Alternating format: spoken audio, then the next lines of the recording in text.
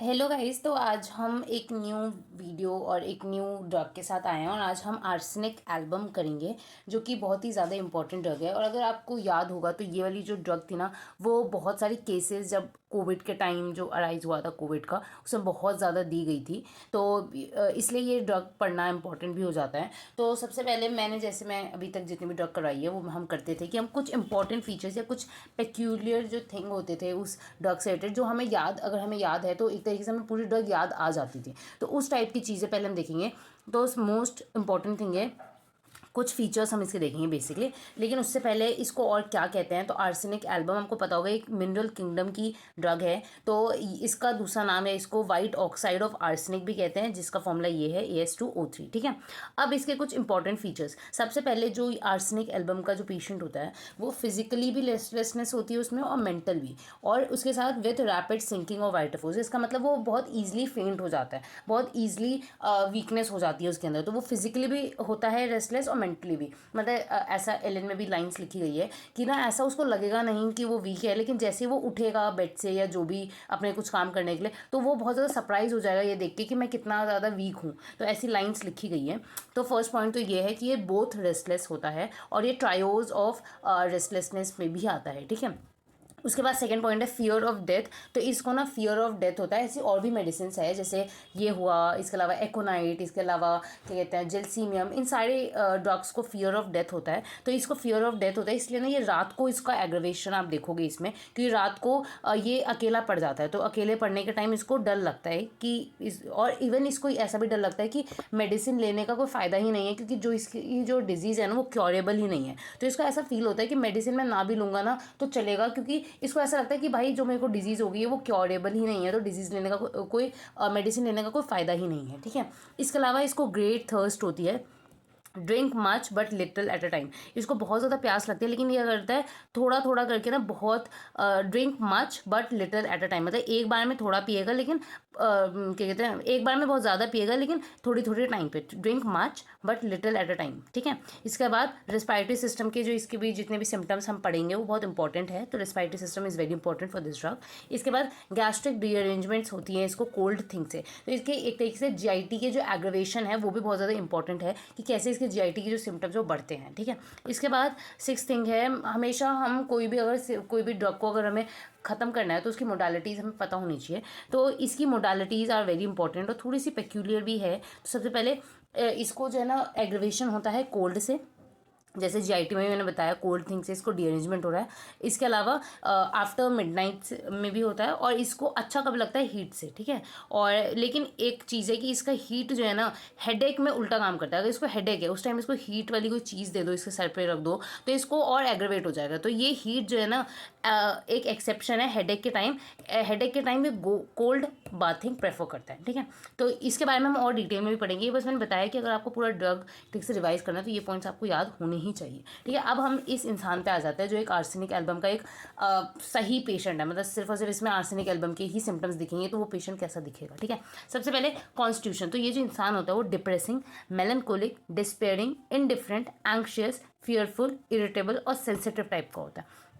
हर word का मतलब आपको पता होना चाहिए। डिप्रेसिंग पता है, मेलनकोलिक मतलब होता है सैड इंसान, तो sad, despairing, indifferent, anxious, anxious जो हमेशा वरी करता रहे, फियरफुल, इरिटेबल होता है, सेंसिटिव होता है। ठीक है। इस टाइप का कॉन्स्टिट्यूशन होता है। इसके अलावा इसकी ना जितनी ज़्यादा सफरिंग होती है उतना ज़्यादा ये एंग्विश हो जाता है। ठीक है। तो greater the suffering the greater the anguish ये इंसान होता है। ठीक है। इसके अलावा इसको फियर ऑफ डेथ होता है, जैसे मैंने बताया।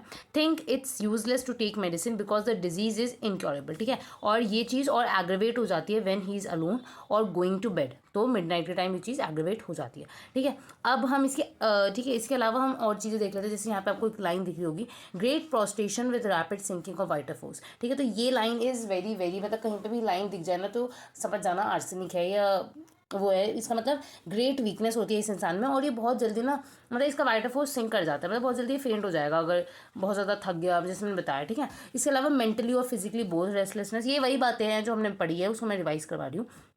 ठीक है। और ये फिजिकली रेस्टलेस होता है इसलिए but want to change his places continuously. तो ये चाहता है कि मैं अपने प्लेस ना कंटिन्यूसली चेंज करता रहूँ। ठीक है। अब हम इसके एक एक पार्ट को लेंगे और उसका देखेंगे क्या है। ठीक है, सबसे पहले आइज़ देखो, आइज़ इसकी देखोगे तो आइज़ के नीचे मैंने अडीमा बनाया है, तो इसके आइज़ के नीचे अडीमा प्रेजेंट हो सकता है। इसके अलावा आइज़ होती है बर्निंग और उसमें एक्रिड रिक्रामेशन भी होता है। इसमें मैंने बोरिक के भी पॉइंट्स कुछ ऐड किए हैं, सिर्फ एलन नहीं है, तो इसलिए मिक्सड है और आपको ज़्यादा हेल्प होगी इससे। इसके अलावा अब इसका हेडेक देख लेते हैं। तो इसका मैंने हेडेक बताया, एक एक्सेप्शन है। इसका हेडेक कभी भी होता है ना, तो वो चीज़ ना रिलीफ मिलती है इसको कोल्ड बाथिंग से। वैसे इसको रिलीफ हीट से होता है, लेकिन हेडेक सिर्फ इज एक्सेप्शन, जिसमें जो हेडेक है वो कोल्ड बाथिंग से या कोल्ड चीज़ों से इसको हेडेक रिलीफ मिलता है। इसके अलावा ये जो होता है इसका headache very sensitive to open air, तो अगर ये ओपन एयर में जाएगा तो इसको हेडेक बढ़ जाएगा। ठीक है, अब आ जाते हैं इसका रेस्पिरेशन सिस्टम पे। इसमें रेस्पिरेटरी सिस्टम मैंने बताया थोड़ा इंपॉर्टेंट है, तो इसको हम ध्यान से देखेंगे। सबसे पहले अस्थमैटिक ब्रीथिंग होती है इसको। ठीक है, मस्ट सिट और बेंड फॉरवर्ड। ठीक है, तो अस्थमैटिक ब्रीथिंग में आप दे सकते हो। इसके अलावा unable to lie down, fear of suffocation, तो ये ना लेटना नहीं चाहेगा क्योंकि इसको ऐसा लगेगा कि सफोकेट हो रहा हूँ मैं। ठीक है, तो unable to lie down, fear of suffocation. ठीक है, attack like croups, excessive cough, croups is excessive cough, तो अटैक इसको आएंगे बहुत ज़्यादा कफ के। इसके अलावा इसका एक्सपेक्टोरेशन कैसा होता है, तो एक्सपेक्टोरेशन होता है स्कैंटी एंड फ्रॉथी। ठीक है, तो ये था इसका रेस्पिरेटरी सिस्टम। और भी अगर कुछ पॉइंट्स है तो हम आगे कवर कर लेंगे, लेकिन इसमें आपको कितना दिख रहा है वो मैं आपको बताती जा रही हूँ। ठीक है, अब ये देखो, exhaustion is not felt when patient line still, when he moves he feel exhaustion. ये मैंने वही पॉइंट पहले बताया था कि जब ये सो रहा है या लेटा हुआ है तब इसको लगेगा कि ये बिल्कुल फिट है, बिल्कुल सब कुछ सही है, इसको कोई रेस्टलेसनेस नहीं है। लेकिन जैसे ही ये कुछ काम करने के लिए उठेगा या करने के लिए जाएगा तो ये बहुत सरप्राइज हो जाएगा ये जान के कि मैं कितना ज़्यादा एग्जॉस्टेड हूँ, तो ये अचानक से बहुत ज़्यादा एग्जॉस्ट हो जाता है। ठीक है, इसके अलावा मैंने बताया था बर्निंग थर्स्ट होती है इसको। इसमें क्या होता है ना, ये ना सिप सिप करके पानी पीता है, मतलब बहुत देर तक पीता रहेगा पानी और सिप सिप करके। ठीक है, तो इस टाइप का ये इंसान होता है। इसके अलावा जैसे मैंने बताया therefore sips water multiple times and eat seldom but much at a time. ठीक है, इसके अलावा अब आ जाते हैं हम इसके जीआईटी सिस्टम पे। तो जीआईटी से पहले हार्ट देख लेते हैं, बहुत छोटा सा है। तो हार्ट में क्या है, palpitations, pulse more rapid in morning. ठीक है, इसको पैल्पिटेशन होती है, पल्स भी रैपिड होती है मॉर्निंग में। ठीक है, अब एक चीज़ आपको दिख रहा होगा, इसके नाक से कुछ निकल रहा है, तो इसको एपिस्टेक्सिस में भी दे सकते हैं, तो ये इसलिए वो चीज़ दिखाने के लिए। इसके अलावा इसका फेस ऐसे है, तो इसका मतलब मैं दिखाना चाह रही हूँ सैड है। ठीक है, तो आप ऐसे कुछ कुछ चीज़ें इसकी फेस से याद कर सकते हो। ठीक है, इसके अलावा इसके हेड में आपको थोड़ी कन्फ्यूजन जैसी लग रही होगी, मेंटली रेस्टलेस, ऐसा कुछ मैं दिखाने की कोशिश कर रही हूँ। ठीक है, तो ये समझ जाना।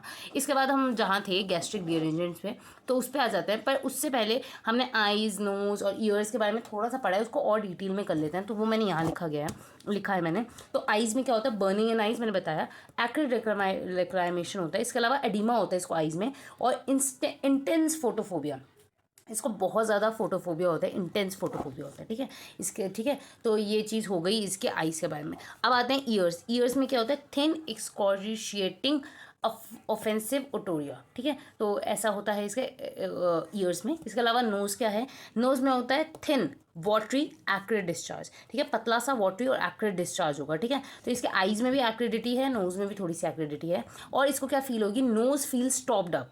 ये चीज़ें रेस्पिरेटरी सिस्टम से ही कनेक्टेड है थोड़ा, तो हमें सबको साथ में ही पढ़ लेते हैं। तो नोज़ कैसा फील होगा कि नोज़ जो है ना इसकी रुक गई है, nose feel stopped up. Sneezing without relief, ये बहुत ज़्यादा स्नीजिंग करता रहेगा लेकिन इसको कोई रिलीफ नहीं मिलेगा। ठीक है, तो स्नीजिंग विथआउट रिलीफ। और hay fever and coryza is aggravated in open air. ठीक है, और जैसे मैंने बताया था ये इसका हेडेक भी सेंसिटिव होता है ओपन एयर में। ठीक है, तो आप याद कर सकते हो, open air is very important to understand this drug. ठीक है, इसके अलावा इंडोर्स में, अच्छा ओपन एयर में इसको दिक्कत हो रही है तो इंडोर्स में अच्छा लगेगा, तो वही चीज़ है, इंडोर्स में इसको ठीक लगता है, लेकिन ओपन एयर में जाता है तो ये चीज़ एग्रेवेट हो जाती है और स्नीजिंग के बाद भी इसको कोई रिलीफ नहीं मिलता है। ठीक है, तो ये इसका नोज का हो गया। अब माउथ भी थोड़ा यहीं देख लेते हैं। माउथ में क्या आता है, ब्लडी सलाइवा आता है इसको, और ये चीज़ थोड़ा सा पिक्यूलियर है, इसका मेटालिक टेस्ट होता है इसकी माउथ में। तो आप इसको याद कर सकते हो कि ये जो थोड़ा सा, मतलब इतना नहीं लेकिन फिर भी आप इस चीज़ से थोड़ा अलग कर सकते हो कि ये जो मेडिसिन है वो मिनरल किंगडम की है, तो आप इससे थोड़ा बहुत आइडिया लगा सकते हो कि मे बी इसके माउथ में मेटालिक टेस्ट हो सकता है। मैंने ऐसे याद किया था, तो आप देख लेना आपको कैसे याद करना है। ठीक है, तो ब्लडी सलाइवा, इसके अलावा मेटालिक टेस्ट होता है, इसका गल्पिंग ऑफ एक्रिड मैटर। ठीक है, तो इसके थ्रोट के पास इसको एक्रिडिटी भी लगती है थोड़ी बहुत, इसलिए गल्प होता है बार बार एक्रिड मैटर को। ठीक है, ये हुआ इसका माउथ का। अब आ जाता है स्टमक। तो मैंने जैसे बताया था स्टमक और GIT is very important. Stomach मतलब जीआईटी हो गया, GIT and respiratory system is very important. तो अब हमने रेस्पिरेटरी तो कर लिया, अब हम आ जाते हैं स्टमक पे। स्टमक में क्या है, कैन नॉट बियर साइट और स्मेल ऑफ फूड, ठीक है। ये बिल्कुल बियर ही नहीं कर सकता, देख भी नहीं सकता और स्मेल भी नहीं ले सकता फूड की, इसको इतनी ज़्यादा प्रॉब्लम हो जाती है उससे। Nausea and vomiting N/V, nausea and vomiting after eating और ड्रिंकिंग। तो ईटिंग और ड्रिंकिंग के बाद इसको नोजिया और वॉमिटिंग कंडीशन हो जाती है, और इसको क्रेविंग होती है एसिड्स की और कॉफ़ी की, ठीक है।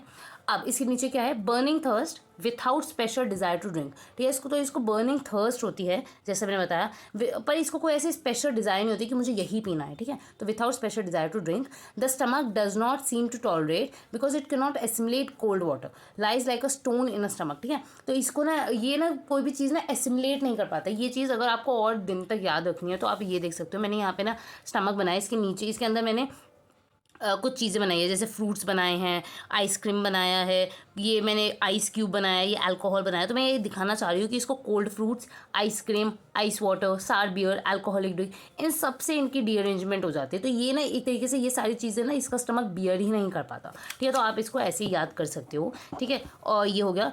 अब ये नीचे एक और लाइन है, वॉन्टेड बट कैन नॉट और dare not to drink it. तो इसको ना चाहिए होता है कि मैं पानी पीऊँ, ठंडा पानी पीऊँ, ये सब पीऊँ खाऊँ, लेकिन ये कर ही नहीं पाता, ये उस चीज़ को एसिमुलेट ही नहीं कर पाता, इसकी बॉडी एक तरीके से इसका स्टमक वो चीज़ एक्सेप्ट ही नहीं कर पाता। आप इसको ऐसे समझ सकते हो, ठीक है। इसलिए भी ये पानी सिप सिप करके पीता है, क्योंकि एक बार में ये ज़्यादा पानी भी नहीं पी पाता, तो ये सिप सिप करके बहुत देर तक पीता रहेगा, ठीक है।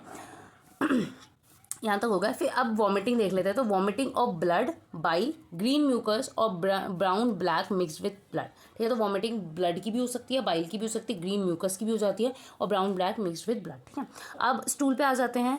स्टूल कैसा होता है, small, offensive, dark, with marked weakness. तो वीकनेस तो इसको हर ही एलिमेंट के साथ होती है, तो weakness. Aggravate at night and after eating and drinking. तो ये जो है aggravation at night is the general modality of this drug, ठीक है। तो एग्रीवेशन इसको नाइट में हो जाती है, ठीक है। अब और भी कुछ है तो हम यहाँ देख लेते हैं। सबसे पहले ये एक चीज़ आपको याद रखनी है कि जो इसकी कंप्लेंट्स है ना वो एनुअली रिटर्न करती है, तो कंप्लेंट्स रिटर्न एनुअली। इसके बाद इसका डायरिया भी देख लेते हैं। तो डायरिया जो होता है ना, एक मिनट, इसका जो डायरिया होता है वो एग्रवेट हो जाता है आफ्टर ईटिंग और ड्रिंकिंग, ठीक है। तो इसका जो डायरिया है वो एग्रवेट हो जाता है आफ्टर ईटिंग और ड्रिंकिंग। और इसको स्टूल कैसे होते हैं, स्कैंटी, डार्क कलर के, ऑफेंसिव और विथ ग्रेट प्रोस्ट्रेशन आफ्टर, ठीक है। तो जब स्टूल पास हो जाता है उसके बाद इसको वीकनेस बहुत ज़्यादा हो जाती है। इसके बाद इसकी हीमोरॉइड्स कैसे होते हैं, stitching pain when walking, sitting but not when passing stool, ठीक है। तो इसको स्टिचिंग पेन होता है जब ये चलता है, बैठता है, पर ये जब स्टूल पास करता है तब इसको कोई पेन नहीं होता। तो ये भी थोड़ा इसका पेक्यूलैरिटी है, आप इसको याद कर सकते हो। इसके अलावा fissures make urine voiding difficult, ठीक है। उसके बाद बर्न लाइक फायर और वो कहते हैं इमोरिएटेड बाय हीट, ठीक है। तो इसके जो हेमोरॉइड्स है वो बर्न करते हैं इसको फायर की तरह, ठीक है। और ये चीज़ कहाँ लिखी है, बोरिक में लिखी गई है, ठीक है। तो ये हो गया इसका। इसके अलावा एक और चीज़, इसको पूरी बॉडी पे ना कोल्ड स्वेट्स आते हैं, तो cold sweats all over body.